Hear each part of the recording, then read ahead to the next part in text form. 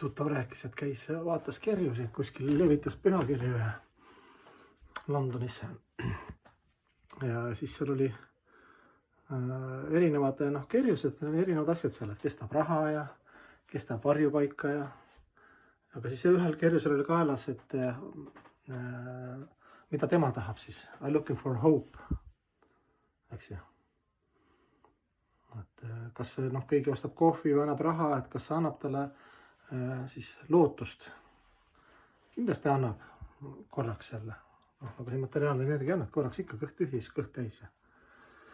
Aga ainuke rikkus on siis see, et keegi täidaks meie selle lootuse igavikuliste väärtustega ja võtaks hirmud ära. Kõik, mis on siis selles kehalises samastamises, selle materiaalse maailma olelusvõitlusega. Et see on siis tõeline nagu lootuste täitmine, hope against hope, eks ju.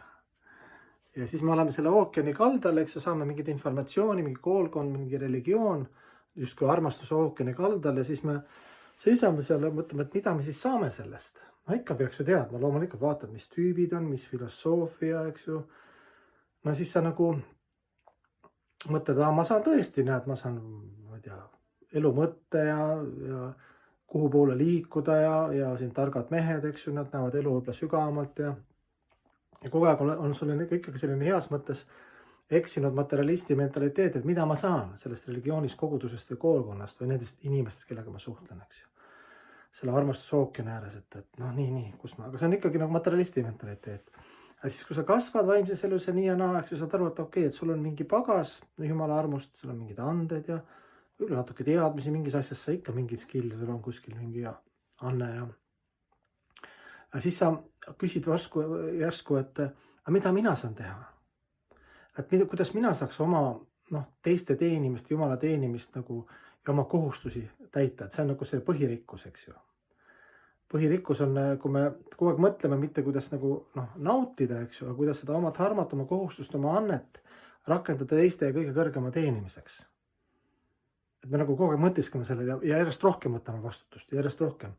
Et see on juba siis nagu teine kõrgem mentaliteet siis algajal pühendunul, et ta on jõudnud sinna, et mitte, et me kogu aeg kõik peavad nagu tavaline inimene ka, et riik peab mu eest hoolitsema, eks ju, ilme on halb, kuskil peaks olema, kus mingi ilm mind paremini teeniks, eks ju, siis sugulased peaks äkki teised on halvad, et peaks mingi teise seltskonna minema, kes minu meeli paremini või mind rahuldaks, eks ju. Et kogu aeg nagu see mentaliteet.